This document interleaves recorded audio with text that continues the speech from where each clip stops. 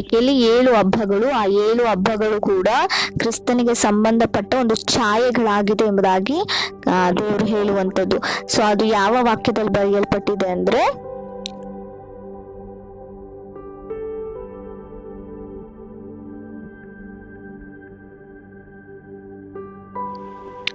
ಹಳೆ ಒಡಂಬಡಿಕೆಯಲ್ಲಿ 7 ಹಬ್ಬಗಳು, ಆ 7 ಹಬ್ಬಗಳು ಕೂಡ ಕ್ರಿಸ್ತನಿಗೆ ಸಂಬಂಧಪಟ್ಟ ಒಂದು ಛಾಯೆಗಳಾಗಿದೆ ಎಂಬುದಾಗಿ ದೇವರು ಹೇಳುವಂಥದ್ದು.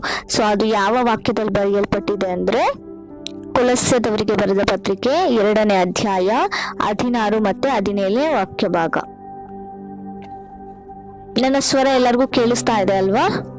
ಸೊ ಕೊಲಸ್ಸದವರಿಗೆ ಇದು ಬಹಳ ಇಂಪಾರ್ಟೆಂಟ್ ವಾಕ್ಯ. ಸೊ ನಿಮಗೆ ಎಲ್ಲಾದ್ರೂ ಉಪಯೋಗ ಬರುತ್ತೆ. ಇದೊಂದು ಹಬ್ಬಗಳ ಕುರಿತು ದೇವ್ರು ನಮಗೆ ತಿಳಿಸುವಂತ ನಾಲೆಡ್ಜ್.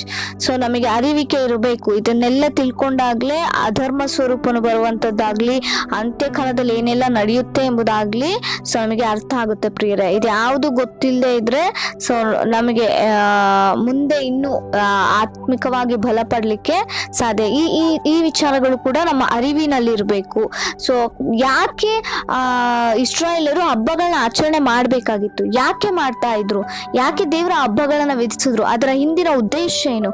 ಯಾವುದೋ ಒಂದು ದೇವರು ಒಂದು ಮಾತುಗಳನ್ನ ಹೇಳುವಾಗ್ಲೂ ಅದರ ಹಿಂದಿನ ಉದ್ದೇಶ ಬಹಳ ಬಹಳ ಗಾಢಕಾರವಾಗಿರುತ್ತೆ ಪ್ರಿಯರೇ.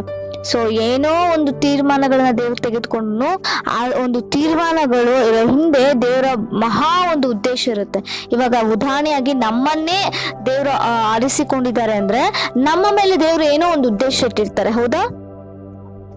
ಆ ಉದ್ದೇಶದಿಂದ ನಾವೇನ್ ಮಾಡ್ತಾ ಇದ್ದೇವೆ? ಜೀವಿಸ್ತಾ ಇದ್ದೇವೆ. ಸೊ ನನ್ನ ಸ್ವರ ಎಲ್ಲರಿಗೂ ಕೇಳಿಸ್ತಾ ಇದೆ ಅಲ್ವಾ? ಇಲ್ಲ, ಎಲ್ಲರೂ ಸೈಲೆಂಟ್ ಆಗಿರೋದ್ರೆ ನಾನು ಸ್ವರ ಕೇಳಿಸ್ತಾ ಇದೆಯಾ ಇಲ್ವಾ ಎಂಬುದಾಗಿ ನಾನು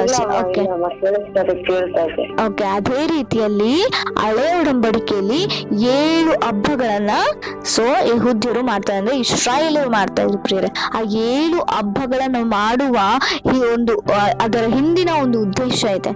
ಅದು ಕ್ರಿಸ್ತನಿಗೆ ಛಾಯೆಗಳಾಗಿದೆ, ಯೇಸು ಕ್ರಿಸ್ತನ ಛಾಯೆಗಳಾಗಿದೆ.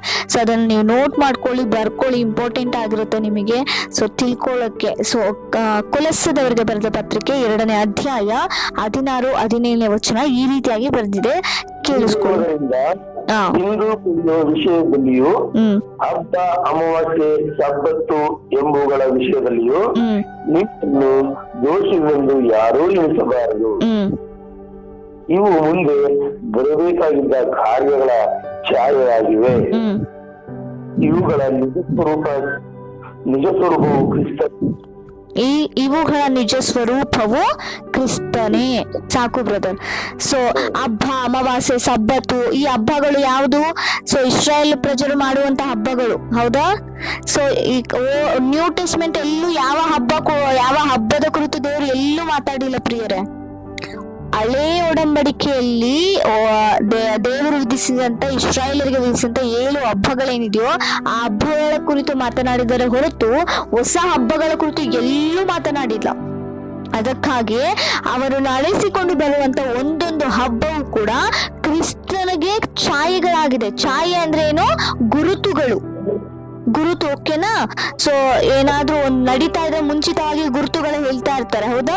ಸೊ ಇವಾಗ ನಾವು ಮಳೆ ಬರುವಂತದ್ದು, ಸೊ ಯಾವಾಗ ಬರುತ್ತೆ, ಏನ್ ಬರುತ್ತೆ, ಬಂದಾಗ ಯಾವ ರೀತಿ ಇರುತ್ತೆ ಎಂಬುದಾಗಿ ಕೇಳುವಾಗ ಅವ್ರು ಗುರುತುಗಳು ಹೇಳ್ತಾ ಇರ್ತಾರೆ, ಹೌದಾ?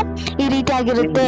ಸೊ ಈ ಟೈಮಲ್ಲಿ ಇಂಥ ಭಯಂಕರವಾದ ಮಳೆ ಬರುತ್ತೆ, ಎಲ್ಲರೂ ಎಚ್ಚರಿಕೆಯಾಗಿರಿ ಎಂಬುದಾಗಿ ಗುರುತುಗಳನ್ನ, ಸೂಚನೆಗಳನ್ನ ತೋರಿಸ್ತಾ ಇರ್ತಾರೆ. ಅದೇ ರೀತಿಯಾಗಿ ಹಳೆ ಒಡಂಬಡಿಕೆಯಲ್ಲಿ ಮಾಡಲ್ಪಟ್ಟಂತ ಒಂದೊಂದು ಹಬ್ಬಕ್ಕೂ ಸಹ ಮುಂದಿನ ಯಾವಾಗ ಕ್ರಿಸ್ತನು ಮೆಸ್ಸೇಯನು ಬರ್ತಾನೋ ಆತನಿಗೆ ಒಂದೊಂದು ಹಬ್ಬವು ಒಂದೊಂದು ರೀತಿಯಾಗಿ ಸೂಚನೆಗಳಾಗಿದೆ ಎಂಬುದಾಗಿ ದೇವರು ಆಗಲೇ ಅನೇಕ ವರ್ಷಗಳ ಹಿಂದೆಯೇ ನಿರ್ಣಯ ಮಾಡಿ ಹಬ್ಬಗಳನ್ನ ಕುರಿತು ಇಸ್ರಾಯೇಲರಿಗೆ ಹೇಳಿ ಅದನ್ನ ಆಚರಣೆಗೆ ತರುವ ರೀತಿಯಲ್ಲಿ ಕಾರ್ಯವನ್ನ ಮಾಡಿದ್ರು. ಈ ಒಂದು ದಿನ ಹಬ್ಬಗಳ ಕುರಿತು ನಾವು ಧ್ಯಾನವನ್ನ ಮಾಡೋಣ. ಸೊ ಅದರ ಅರಿವಿಕೆ ನಮಗೆ ಇರಬೇಕು. ಸೊ ಅದು ಯಾವ್ದರ ಛಾಯೆಗಳಾಗಿದೆ, ಅದರ ನಿಜ ಸ್ವರೂಪನ ಯಾರು ಅಂತ? ಕ್ರಿಸ್ತನೇ. ಆತನ ಹಬ್ಬಗಳ ನಿಜ ಸ್ವರೂಪನು. ಯಾಕೆ ಮಾಡ್ತಾ ಇದ್ರು ಹಬ್ಬ ಮಾಡಲಿಕ್ಕೆ? ಉದ್ದೇಶಗಳೇನು? ಇವಾಗ ಕ್ರಿಸ್ಮಸ್ ಹಬ್ಬವನ್ನ ನಾವು ಮಾಡ್ತಾ ಇದ್ವಿ. ಏನ್ ಉದ್ದೇಶ ಕ್ರಿಸ್ಮಸ್ ಹಬ್ಬ ಮಾಡ್ಲಿಕ್ಕೆ? ಇವಾಗ ಹೊರಗಿನವರು ಯಾಕೆ ಕ್ರಿಸ್ಮಸ್ ಹಬ್ಬ ಮಾಡ್ತೀರಾ ಅಂತ ಕೇಳಿದ್ರೆ ನಾವ್ ಏನ್ ಹೇಳ್ತೀವಿ? ಕ್ರಿಸ್ತನು ನಮಗೋಸ್ಕರ ನಮ್ಮ ಪಾಪಗಳಿಗೋಸ್ಕರ ಹುಟ್ಟಿರುವಂತ ಒಂದು ದಿನ, ಅದು ಶುಭ ವರ್ತಮಾನದ ಒಂದು ದಿನ. ಅದಕ್ಕಾಗಿ ನಾವೇನ್ ಮಾಡ್ತೇವೆ? ಕ್ರಿಸ್ಮಸ್ ಅನ್ನ ಮಾಡ್ತೇವೆ, ಹೌದಾ? ಗುಡ್ ಫ್ರೈಡೆ ಮಾಡ್ತೇವೆ, ಈಸ್ಟರ್ ಗಳನ್ನ ಮಾಡ್ತೇವೆ. ಸೊ ನ್ಯೂ ಟೆಸ್ಟ್ಮೆಂಟ್ ಗಳನ್ನ ನಾನು ಹೇಳ್ತಾ ಇರುವಂತದ್ದು. ಸೊ ಅದು ಮಾಡ್ಬೇಕು ಅಂತ ಎಲ್ಲೂ ಬರೆಯಲ್ಪಟ್ಟಿಲ್ಲ, ಆದರೆ ಹೊರಗಿನವರಿಗೆ ಅದರ ಅರಿವು ಮೂಡ್ಬೇಕು. ನಾವು ಮಾಡ್ತಾ ಇರುವಂತ ಕ್ರಿಯೆಗಳಿಂದ ಹೊರಗಿನವರು ಅದನ್ನ ಅರ್ಥ ಮಾಡ್ಕೋಬೇಕು ಎಂಬುದ ಉದ್ದೇಶದಿಂದ ಹಬ್ಬಗಳನ್ನ ಮಾಡುವಂತದ್ದು ನಾವು ನೋಡ್ತೇವೆ ಪ್ರಿಯರೇ. ಗುಡ್ ಫ್ರೈಡೆ ಅಂದ್ರೆ ನಾವು ಒಬ್ಬರಿಗೆ ತಿಳಿಸು, ಅನ್ಯರು ಬಂದು ಏನು ಗುಡ್ ಫ್ರೈಡೆ ಅಂದ್ರೆ, ಸೊ ಯಾಕೆ ಈ ಹಬ್ಬ ಮಾಡ್ತಾರೆ ಎಂಬುದಾಗಿ ಸೊ ಯಾರು ಕೇಳುವಾಗ ನಾವೇನ್ ಹೇಳ್ತೇವೆ? ಗುಡ್ ಫ್ರೈಡೆ ಅಂದ್ರೆ ನಮಗಾಗಿ ಕ್ರಿಸ್ತನು ಆ ಶುಭ ಶುಕ್ರವಾರ ದಿನದಂದು ಮರಣವನ್ನ ಹೊಂದುವಂಥದ್ದು, ನಮ್ಮ ಪಾಪ ಶಾಪಗಳನ್ನು ಹೊತ್ತುಕೊಳ್ಳುವಂಥದ್ದು ಎಂಬುದಾಗಿ ನಾವು ಹೇಳ್ತೇವೆ, ಹೌದಾ? ಅದೇ ರೀತಿ ಈಸ್ಟರ್ ಅಂದ್ರೆ ಏನು ಎಂಬುದಾಗಿ ಕೇಳಿದ್ರೆ, ಈಸ್ಟರ್ ನಾವು ಏನ್ ಹೇಳ್ತೇವೆ? ನಮಗಾಗಿ ದೇವರು ನಮ್ಮ ಪಾಪಗಳನ್ನೆಲ್ಲ ಹೊತ್ತುಕೊಂಡು ಮರಣ ಹೊಂದಿ ಮೃತ್ಯುಂಜಯನಾಗಿ ಎದ್ದಂತ ದಿನವನ್ನ ನಾವೇನೆಂಬುದಾಗಿ ಕರಿತೇವೆ?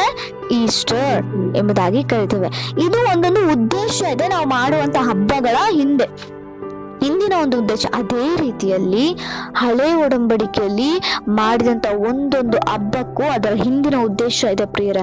ಅದನ್ನ ನಾವು ತಿಳ್ಕೋಬೇಕು. ಮೊದಲನೇದಾಗಿ ಸೊ ನಾವು ನೋಡೋದಾದ್ರೆ ಇಲ್ಲಿ ಏನಂತ ದೇವರು ಹೇಳ್ತಿದ್ದಾರೆ? ಮೊದಲನೇದಾಗಿ 26ನೇ ಅಧ್ಯಾಯದಲ್ಲಿ ಯಾವ ಹಬ್ಬ ಬರ್ತಾ ಇದೆಯಂತ 2 ದಿನಗಳಾದ ಮೇಲೆ? ಪಸ್ಕಾ ಹಬ್ಬ. ಈ ಪಸ್ಕಾ ಹಬ್ಬ ಯಾವುದಕ್ಕೆ ಸೂಚನೆಯಾಗಿದೆ? ಯಾಕೆ ಪಸ್ಕಾ ಹಬ್ಬವನ್ನ ಮಾಡ್ತಾ ಇದ್ರು ಎಂಬುದಾಗಿ ನಾವು ನೋಡುವಾಗ ಯಾಜಕ ಕಾಂಡ 23ನೇ ಅಧ್ಯಾಯ 5ನೇ ವಚನವನ್ನ ಯಾರು ತೆಗೆದ್ರೆ ಓದಿ.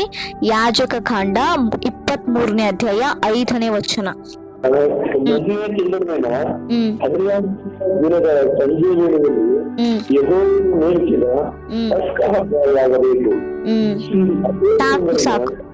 ಸಾಕು.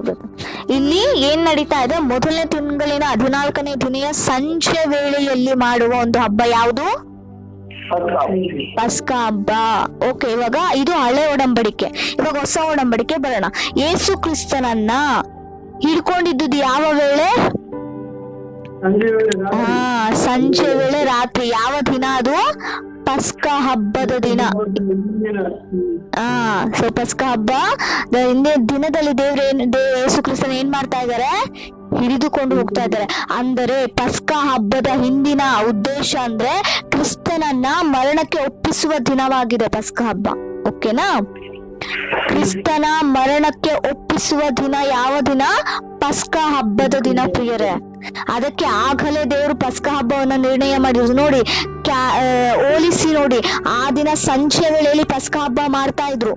ಇಲ್ಲಿಯೂ ಸಹ ಕ್ರಿಸ್ತನ ಛಾಯೆ ಆಗಿದೆ ಅದು. ಯಾವುದೇ ಒಂದು ಹಬ್ಬ ನಡಿಬೇಕಾದ್ರೂ ಅದು ಕ್ರಿಸ್ತನ ಗುರುತಾಗಿದೆ. ಅದು ನಿಜ ಸ್ವರೂಪನು ಕ್ರಿಸ್ತನೇ, ಯೇಸು ಕ್ರಿಸ್ತನೇ. ಅದಕ್ಕಾಗಿಯೇ ಆ ಒಂದು ಪಸ್ಕಾ ಹಬ್ಬದ ಸಂಜೆಯ ವೇಳೆಯಲ್ಲಿಯೇ ಏನ್ ಮಾಡಿದ್ರು? ಇಸ್ಕರಿಯೋತ ಯೂದನು ಬಂದ, ಮುತ್ತು ಕೊಟ್ಟ, ಯೇಸು ಸ್ವಾಮಿಯನ್ನ ಮರಣಕ್ಕೆ ಒಪ್ಪಿಸಲಿಕ್ಕೆ, ಅಂದ್ರೆ ಶಿಲುಬೆಗೆ ಒಪ್ಪಿಸಲಿಕ್ಕೆ ಆ ಒಂದು ದಿನವನ್ನ ಕರೆದುಕೊಂಡು ಹೋದ್ರು. ಇದು ಮೊದಲನೇ ಪಸ್ಕಾ ಹಬ್ಬದ ಹಿಂದಿನ ಉದ್ದೇಶ. ಎರಡನೇದಾಗಿ ಅದೇ 23ನೇ ಅಧ್ಯಾಯ 6ನೇ ವಚನ, ಯಾಜಕ ಕಾಂಡ. ಅದೇ ತಿಂಗಳಿನ 15 ತಿನ್ನಬೇಕಾದ ಜಾತಿಯನ್ನು ಆಚರಿಸಬೇಕು. 7 ದಿನಗಳಲ್ಲಿಯೂ ಹುಳಿ ಇಲ್ಲದ ರೊಟ್ಟಿಗಳನ್ನು ಊಟ ಮಾಡಬೇಕು. ಸಾಕು ಬ್ರದರ್. ಇಲ್ಲಿ ಹುಳಿ ಇಲ್ಲದ ರೊಟ್ಟಿಯ ಹಬ್ಬ. ಎರಡನೇ ಹಬ್ಬ ಯಾವುದು? ಹುಳಿ ಇಲ್ಲದ ರೊಟ್ಟಿಯ ಹಬ್ಬ. ಮೊದಲನೇದು ಪಸ್ಕಾ ಹಬ್ಬ. ಪಸ್ಕಾ ಹಬ್ಬ ಯಾವುದಕ್ಕೆ ಸೂಚನೆ ಆಗಿದೆ? ಯೇಸು ಕ್ರಿಸ್ತನನ್ನ ಮರಣಕ್ಕೆ ಒಪ್ಪಿಸುವುದಕ್ಕೆ ಸೂಚನೆ ಆಗಿದೆ. ಎರಡನೇದು ಹುಳಿ ಇಲ್ಲದ ರೊಟ್ಟಿಯ ಹಬ್ಬ. ಇದು ಯಾವುದಕ್ಕೆ ಸೂಚನೆ ಆಗಿದೆ ಅಂದ್ರೆ ಯೇಸು ಕ್ರಿಸ್ತನು ಮರಣ ಹೊಂದಿದ ದಿನಕ್ಕೆ ಸೂಚನೆ ಆಗಿದೆ ಪ್ರಿಯರೇ. ಮರಣವನ್ನ ಒಪ್ಪಿಸುವುದು ಒಂದು ದಿನ ಆದ್ರೆ ಮರಣವನ್ನ ಹೊಂದಿರುವಂತದ್ದು ಅದೊಂದು. ಅದಕ್ಕೆ ನಾನು ಹೊಸ ಒಡಂಬಡಿಕೆಯಲ್ಲಿ ನಾವು ನೋಡೋದಾದ್ರೆ ಅದೇ ಮತ್ತಾಯನು ಬರೆದ ಸುವಾರ್ತೆ 26ನೇ ಅಧ್ಯಾಯ ತೆಗಿರಿ. ಮತ್ತಾಯನು ಬರೆದ ಸುವಾರ್ತೆ 26ನೇ ಅಧ್ಯಾಯ 17ನೇ ವಚನ. 17. ಹುಳಿ ಇಲ್ಲದ ರೊಟ್ಟಿಯ ಹಬ್ಬದ ಮೊದಲನೇ ದಿವಸದಲ್ಲಿ ಶಿಷ್ಯರು ಯೇಸುವಿನ ಬಳಿಗೆ ಬಂದು ಪಸ್ಕದ ಊಟ ಮಾಡುವುದನ್ನು ನಾವು ನಿನ್ನಲ್ಲಿ ಎಲ್ಲಿ ಸಿದ್ಧ ಮಾಡಬೇಕೆನ್ನುತ್ತಿ ಎಂದು ಆತನು ಕೇಳಲು. ಓಕೆ, ಸೊ ಇಲ್ಲಿ ಸಾಕು ಬ್ರದರ್. ಇಲ್ಲಿ ನಾವು ದೇವರು ಹುಳಿ ಇಲ್ಲದ ರೊಟ್ಟಿಯ ಹಬ್ಬದ ಮೊದಲನೇ ದಿನ ಅಂದ್ರೆ ಈ ಹುಳಿ ಇಲ್ಲದ ರೊಟ್ಟಿಯ ಹಬ್ಬಗಳು ಕೆಲವು ದಿನಗಳನ್ನ ಮಾಡ್ತಾರೆ, ಹೌದಾ? ಈ ಹಬ್ಬಗಳ ಆ ದಿನಗಳಲ್ಲಿ, ಆ ದಿನಮಾನಗಳ ಮಧ್ಯದಲ್ಲಿ ಯೇಸು ಕ್ರಿಸ್ತನನ್ನ ಏನ್ ಮಾಡ್ತಾ ಇದ್ದಾರೆ ಅಂದ್ರೆ ಮೊದಲನೇದಾಗಿ ಮರಣಕ್ಕೆ ಒಪ್ಪಿಸಾಯ್ತು. ಮರಣವನ್ನ ಹೊಂದಿದ ದಿನವನ್ನ ಹುಳಿ ಇಲ್ಲದ ರೊಟ್ಟಿಗಳ ಹಬ್ಬ ಎಂಬುದಾಗಿ ಆಚರಣೆಗಳನ್ನ ಮಾಡ್ತಾರೆ ಪ್ರಿಯರೇ. ಅದು ಅದರ ಹಿಂದಿನ ಒಂದು ಉದ್ದೇಶ.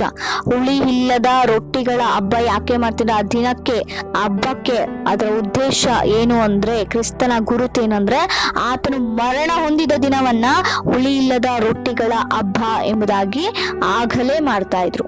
ಇದು 2ನೇ ಹಬ್ಬ. ಇನ್ನು 3ನೇ ಹಬ್ಬಕ್ಕೆ ನಾವು ಬರೋಣ. 23ನೇ ಅಧ್ಯಾಯ 10ನೇ ವಚನ. ಯೆಹೋವನು ಮೋಶೆಗೆ ಹೇಳಿದ್ದೇನೆಂದರೆ, ಈ ಆಜ್ಞಾಪಿಸಬೇಕು, ನಾನು ನಿಮಗೆ ಕೊಡುವ ದೇಶದಲ್ಲಿ ನೀವು ಸೇರಿದ ನಂತರ ಅಲ್ಲಿನ ಜವೆಗೋದಿಯ ಪೈರನ್ನು ಕೊಯ್ಯುವಾಗ ಪ್ರಥಮ ಫಲದ ಹಸಿವುದನ್ನು ಯಾಜಕನ ಬಳಿಗೆ ತಂದು ಒಪ್ಪಿಸಬೇಕು. 3ನೇ ಹಬ್ಬ ಯಾವುದು? ಪ್ರಥಮ ಫಲಗಳ ಹಬ್ಬ. ಓಕೆನಾ? ಪ್ರಥಮ ಫಲಗಳ ಹಬ್ಬ. ಮೊದಲನೇದು ಯಾವುದು? ಪಸ್ಕ ಹಬ್ಬ. ಪಸ್ಕ ಹಬ್ಬ ಯೇಸು ಕ್ರಿಸ್ತನ ಶಿಲುಬೆಗೆ ಒಪ್ಪಿಸುವಂತದ್ದು, ತೆಗೆದುಕೊಂಡು ಹೋಗುವಂತ ದಿನ. 2ನೇ ಹಬ್ಬ ಹುಳಿ ಇಲ್ಲದ ರೊಟ್ಟಿಗಳ ಹಬ್ಬ. ಆ ದಿನ ಯೇಸು ಕ್ರಿಸ್ತನು ಮರಣವನ್ನ ಹೊಂದಿದ ದಿನ. ಓಕೆನಾ? ಆಮೇಲೆ ಪ್ರಥಮ ಫಲಗಳ ಹಬ್ಬ. ಈ ಒಂದು ದಿನ ಯೇಸು ಕ್ರಿಸ್ತನು ಪುನರುತ್ಥಾನಗೊಂಡಂತ ಹಬ್ಬ. ಈ ಒಂದು ದಿನ ಯೇಸು ಕ್ರಿಸ್ತನು ಪುನರುತ್ಥಾನಗೊಂಡಂತ ದಿನ ಆಗಿದೆ ಪ್ರಿಯರೇ. ಸೈರಣೆಯ ದಿನ ಎಂಬುದಾಗಿ ಕೂಡ ದೇವರು ಪುನರುತ್ಥಾನಗೊಂಡಂತಂದು ಎಂಬುದಾಗಿ ನಾವು ನೋಡ್ತೇವೆ. ಸೊ ವಾರದ ಮೊದಲನೇ ದಿನ ದೇವರು ಏನ್ ಮಾಡಿದ್ರು? ಪುನರುತ್ಥಾನಗೊಂಡ್ರು, ಹೌದಾ? ಅದಾದ ಮೇಲೆ ಸೊ ಒಂದೊಂದಕ್ಕೂ ಒಂದೊಂದು ಲಿಂಕ್ ಇದೆ, ಹೋಲಿಕೆ ಆಗಿದೆ. ಹಳೆ ಒಡಂಬಡಿಕೆ ದೇವರು ವಿಧಿಸಿ ಎಷ್ಟು ವರ್ಷಗಳ ಹಿಂದೆಯೇ ಕ್ರಿಸ್ತನು ಮುಂದೆ ಬರ್ತಾರೆ. ಒಂದೊಂದು ಕ್ರಿಸ್ತನು ಹೊಂದಬೇಕಾದಂತ ಒಂದೊಂದು ಪರಿಸ್ಥಿತಿಗಳು ಕೂಡ ಈ ಹಬ್ಬಕ್ಕೆ ಹೋಲಿಕೆ ಆಗಿದೆ, ಅಡಕವಾಗಿದೆ ರಹಸ್ಯಗಳು. ಓಕೆನಾ? ಅದಕ್ಕೆ ನಾವು ಅರ್ಥ ಮಾಡ್ಕೋಬೇಕು, ಯಾಕೆ ಹಬ್ಬಗಳನ್ನ ಮಾಡ್ತಿದ್ರು, ಅದರ ಹಿಂದಿನ ಉದ್ದೇಶ ಏನು ಎಂಬುದಾಗಿ. ಪ್ರಥಮ ಫಲಗಳ ಹಬ್ಬದ ದಿನ ದೇವರು ಮೃತ್ಯುಂಜಯನಾಗಿ ಪುನರುತ್ಥಾನಗೊಂಡಂತ ದಿನವನ್ನ ಇದಕ್ಕೆ ಹೋಲಿಕೆ ಮಾಡುವಂತದ್ದಾಗಿದೆ ಪ್ರಿಯರೇ. ಯಾಕೆ ದೇವರು ತನ್ನ ಒಬ್ಬನೇ ಮಗನ, ಪ್ರಥಮ ಫಲ ಅಂದ್ರೆ ಏನು? ನಾವು ಬೆಳೆಯುವಂತ ಮೊದಲನೇ ಫಲ, ಹೌದಾ? ಮೊದಲನೇ ಫಲ ದೇವರನಿಗೆ ಒಪ್ಪಿಸಿಕೊಡುವಂಥದ್ದು, ಅದೇ ಮೊದಲನೇದೇ. ಸೊ ಮತ್ತೆ 2 ದಿವಸಗಳಾದ ಮೇಲೆ ನಾವು ಉಪಯೋಗಿಸಿ ಕೊಡುವಂಥದ್ದಲ್ಲ, ಸ್ಟಾರ್ಟಿಂಗ್ಗೆ ಏನು ಬೆಳೆ ಬೀಳುತ್ತೋ ಅದೇ, ಮತ್ತೆ ಅದೇ ರೀತಿಯಲ್ಲಿ. ಸೊ ದೇವರ ಮೊದಲನೇ ಅಂದ್ರೆ ದೇವರಿಗಿರುವಂತ ಮಗನೇ ಒಬ್ಬ. ಆ ಒಬ್ಬ ಮಗನನ್ನೇ ದೇವ್ರ ಏನ್ ಮಾಡಿದ್ರು? ನಮಗಾಗಿ ಕೊಟ್ರು, ಹೌದಾ? ನಮಗಾಗಿ ಕೊಟ್ರು. ಆತನೇ ಮೃತ್ಯುಂಜಯನ. ಮೊದಲನಾಗಿ ಯಾರು ಮೃತ್ಯುಂಜಯನಾಗಿ ಎದ್ದಿದ್ದು? ಸತ್ತು ಮೃತ್ಯುಂಜಯನಾಗಿ ಎದ್ದಿದ್ದು ಯಾರು? ಯೇಸು ಕ್ರಿಸ್ತನು ಮಾತ್ರವೇ ಮೊದಲನೇದೇ. ಆತನ ಇನ್ಯಾರು ಇಲ್ಲ ಪ್ರಿಯರೇ. ಅದಕ್ಕಾಗಿಯೇ ಸೊ ಆತನನ್ನ ಮೃತ್ಯುಂಜಯನಾಗಿ ಎದ್ದಂತ, ಪುನರುತ್ಥಾನಗೊಂಡಂತ ದಿನವನ್ನ ಸೊ ಈ ಪ್ರಥಮ ಫಲಗಳ ಹಬ್ಬ ಆದ ಇಂದಿನ ಒಂದು ಹೋಲಿಕೆ ಆಗಿದೆ, ಉದ್ದೇಶ ಆಗಿದೆ. ಇನ್ನು 4ನೇ ಹಬ್ಬಕ್ಕೆ ಬರೋಣ. 4ನೇ ಹಬ್ಬ 23, 24 ಓದಿ. ಯಾಜಕ ಕಾಂಡ 23ನೇ ಅಧ್ಯಾಯ. ಯೆಹೋವನು ಮೋಶೆಗೆ ಹೇಳಿದ್ದೇನೆಂದರೆ, ನೀನು ಇಸ್ರಾಯೇಲರಿಗೆ ಈ ಆಜ್ಞಾಪಿಸಬೇಕು, 7ನೇ ತಿಂಗಳಿನ ಮೊದಲನೇ ದಿನದಲ್ಲಿ ನಿಮಗೆ ಸಂಪೂರ್ಣ ವಿರಾಮವಿರಬೇಕು. ಸಂಪೂರ್ಣ ವಿರಾಮ ಇರಬೇಕು ಎಂಬುದಾಗಿದೆ. ಅಂದ್ರೆ ವಿರಾಮ ಅಂದ್ರೆ ಇವಾಗ ವಿರಾಮ ಅಂದ್ರೆ ಅಂದ್ರೆ ಅವರಿಗೆ ವಿರಾಮ. ಸೊ ಇಸ್ರಾಯೇಲ್ ಪ್ರಜರಿಗೆ ವಿರಾಮ ಎಂಬುದಾಗಿ ನಾವು ನೋಡ್ತೇವೆ. ಈಗ ಶಿಷ್ಯರೆಲ್ಲರೂ ಯೇಸು ಕ್ರಿಸ್ತನು ಅಂದ್ರೆ ಮರಣಕ್ಕೆ ಒಪ್ಪಿಸಿಕೊಟ್ಟುವ ಎಲ್ಲ ಚದರಿ ಹೋದ್ರು, ಹೌದಾ? ಮರಣವನ್ನು ಹೊಂದಬೇಕಾದ ಶಿಷ್ಯರೆಲ್ಲರೂ ಇರ್ಲಿಲ್ಲ ಪ್ರಿಯರೇ. ಯೋಹಾನನು ಮಾತ್ರವೇ ಇರ್ತಾನೆ, ಮತ್ತೆ ಪೇತ್ರ ದೂರದಿಂದ ನೋಡ್ತಾ ಇರ್ತಾರೆ ಅಷ್ಟೇ. ಇರುವಂತ ಬೇರೆ ಶಿಷ್ಯರೆಲ್ಲ ಏನಾಗ್ತಾರೆ? ಚದರಿ ಹೋಗ್ತಾರೆ. ಅವರಿಗೆ ಭಯ ಹುಟ್ಟುತ್ತೆ, ನಮ್ಮನ್ನು ಎಲ್ಲಿ ಕರ್ಕೊಂಡು ಹೋಗ್ತಾರೋ, ನಾವು ಯೇಸು ಕ್ರಿಸ್ತನ ಬಳಿ ಇದ್ರೆ ಅಂದ್ರೆ ಚದರಿ ಹೋಗ್ತಾರೆ. ಅದಾದ ಮೇಲೆ ಸೊ ದೇವರು ಮೃತ್ಯುಂಜಯನಾಗಿ ಎದ್ದಂತ ಮೇಲೆ ಎಲ್ಲಾ ಶಿಷ್ಯರನ್ನ ಒಟ್ಟುಗೂಡಿಸ್ತಾರೆ, ಹೌದಾ? ಸೊ ಒಟ್ಟುಗೂಡಿಸಿ ಅವರನ್ನ ನೋಡುವುದಕ್ಕೆ ಬರ್ತಾರೆ. ಅಂದ್ರೆ ಪುನರುತ್ಥಾನಗೊಂಡ ಮೇಲೆ ದೇವರು ಅವರನ್ನ ಮೀಟ್ ಮಾಡ್ಲಿಕ್ಕೆ ಬರುವಂತದ್ದನ್ನ ನೋಡ್ತೇವೆ. ಇದಾದ ಮೇಲೆ ಸೊ ಈ 4ನೇ ಹಬ್ಬ ಯಾವ್ದಂದ್ರೆ ಪಂಚಶತಮಾನದ ಹಬ್ಬ ಪ್ರಿಯರೇ. ಯಾವ ಹಬ್ಬ? 4ನೇದು ವಿರಾಮದ ಪಂಚಶತಮಾನದ ಹಬ್ಬ. ಎಲ್ಲರೂ ಶಿಷ್ಯರೆಲ್ಲರೂ ಒಟ್ಟುಗೂಡುವಂಥದ್ದು. ಸೊ ಆ ಪಂಚಶತಮಾನದ ಹಬ್ಬ ಯಾವುದಕ್ಕೆ ಸೂಚನೆ ಆಗಿದೆ ಅಂದ್ರೆ ಯೇಸು ಕ್ರಿಸ್ತನು ಪವಿತ್ರಾತ್ಮನನ್ನ ಭೂಲೋಕಕ್ಕೆ ಪರಿಚಯ ಮಾಡಿಕೊಟ್ಟಿದ್ದು. ಯೇಸು ಕ್ರಿಸ್ತನು ಪರಿಶುದ್ಧಾತ್ಮನನ್ನ, ಇನ್ನ ದೇವರು ಕ್ರಿಸ್ತನು ಹೋಗ್ತಾನೆ ಪರಲೋಕ ರಾಜ್ಯಕ್ಕೆ, ಹೌದಾ? ಇವಾಗ ಕ್ರಿಸ್ತನು ಪರಲೋಕ ರಾಜ್ಯಕ್ಕೆ ಹೋದ್ಮೇಲೆ ನಮಗೆ ಸಹಾಯಕನೇ ಯಾರು? ಪವಿತ್ರಾತ್ಮನು. ಸೊ ಆ ಪವಿತ್ರಾತ್ಮನನ್ನ ಭೂಲೋಕಕ್ಕೆ ಮೊದಲನೇದಾಗಿ ಪರಿಚಯ ಮಾಡಿಕೊಳ್ಳುವಂತ ದಿನ ಯಾವುದಂದ್ರೆ ಪಂಚಶತಮಾನದ ಹಬ್ಬ. ಅದು ಅಪೊಸ್ತಲರ ಕೃತ್ಯಗಳು 2ನೇ ಅಧ್ಯಾಯ 1ನೇ ವಚನವನ್ನ ಓದಿ. ಅಪೊಸ್ತಲರ ಕೃತ್ಯಗಳು 2ನೇ ಅಧ್ಯಾಯ 1ನೇ ವಚನ.